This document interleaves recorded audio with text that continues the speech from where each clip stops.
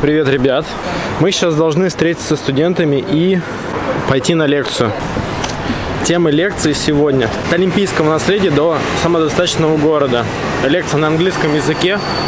Покажу вам фрагменты, покажу, скорее всего, ребят, с которыми мы будем гулять вместе. Меня прикрепили к конкретной группе, вести блог и вместе с ними слушать лекции. И, в общем, проходить всю программу архитектурную, которую им назначили от университета, так скажем. Advanced Architecture of Catalonia, то есть это архитектурный институт в Каталонии. И мы сейчас находимся в нем. Сейчас собрались ребята. Организаторами данного мероприятия являются Институт Стрелка и Дом РФ. Прикольная стенка. Пенополистирол, ребята. Вырезанный пенополистирол и склеенный. И это вся Барселона. Да, шикарно. Сколько труда и времени. Там написано архитектор РФ. То есть это прям конкретно для архитекторов, которые приехали из России. Здесь стоят вот такие металлические нагреватели, видимо, с газом. И они обогревают по 4 сторонам. Здесь лекторий. Дальше здесь стоят 3D принтеры. Смотрите, печатает 3D принтер какую-то модель. Дальше, видимо, здесь очистка происходит. Бокс для очистки или пескоструя. Собственно, сами модели из 3D принтера. А вот это пенополистирол. Экструдированное из него вырезано. А это уже модели 3D принтера. Ну и вот. В принципе, это все, наверное, все знаете. Как печатают такие модели.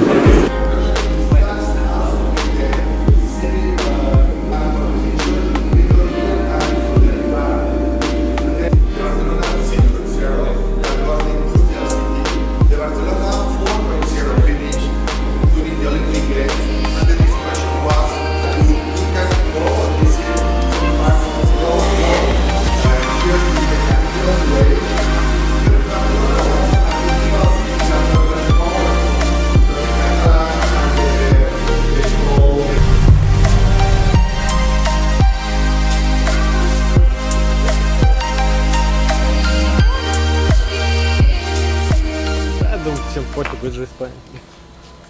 Здорово, да? Крутой гараж. Населенная мобильность, населенная экология. Ну, тут не видно, наверное, будет. Хотя нет, видно. Здорово вообще.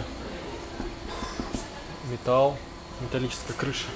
И там земля прям чувствуется.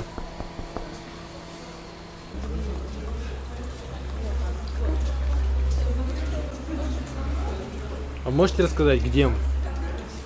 Можете рассказать, где мы? Это старый цементный завод, так. Переделали под... В архитектурную студию. Ну да. И, как вы видите, здесь сохранена эстетика индустриального здания, то есть мы видим силосы.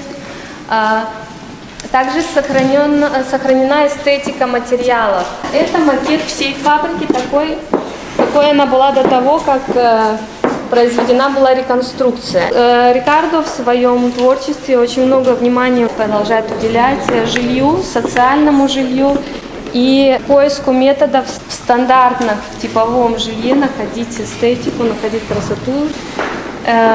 Вот это здание, это существующее здание Вальден, это модульное строительство, то есть здесь мы видим, то есть это объект, концептуальный объект, один из ряда объектов, к которым относится также Красная стена. Он максимально избегает таких декораторских приемов и пытается использовать эстетику самих материалов так, как она есть. Как бы эстетика, которую исповедует Рикардо Бофил, это такие простые формы, чистые пропорции. В этой части находятся те проекты, которые сложены, там такое большое подземелье, архив, которые сделаны вручную. Очень многие проекты и в Барселоне, и во Франции, в Америке, по всему миру.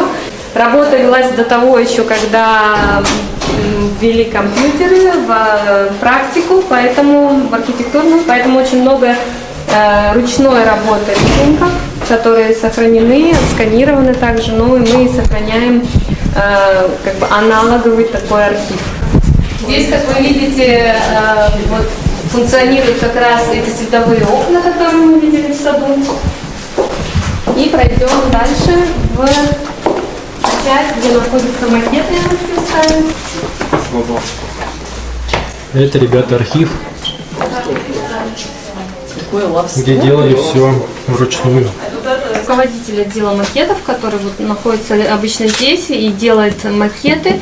У него бывают помощники, то есть если макет какого-то размера адекватного для этой мастерской, то мы делаем это здесь, но также для конкурсов, когда очень короткие сроки, мы заказываем макеты в той стране, в которой конкурс проходит, потому что также вопрос транспортировки очень важен. То есть очень часто проще сделать какие-то ключевые детали здания здесь, потом взять это все, приехать и смонтировать уже там, где будет непосредственно сдача проходить.